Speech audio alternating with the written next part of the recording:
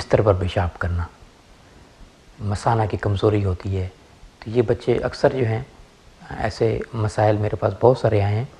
تو میں اس حوالے سے آپ کو آگاہ کرنا چاہتا ہوں کہ اخروٹ اور منقع لے لیجئے، 2 چیزیں، مغز اخروٹ اور منقع.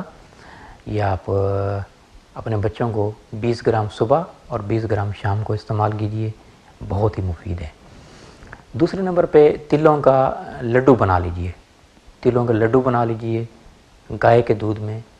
تو 1 لڈو صبح اور 1 لڈو شام کو استعمال کرائیے، آپ کے بچے انشاءاللہ ٹھیک ہوں گے، پھر سے بستر پہ پیشاب نہیں کریں گے.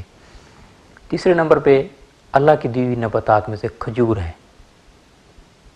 2 دانے کھجور، اس کے چھوٹے چھوٹے پیس بنا لیجئے اور 1 پاؤ دودھ میں آپ اچھی طرح بوائل کیجئے.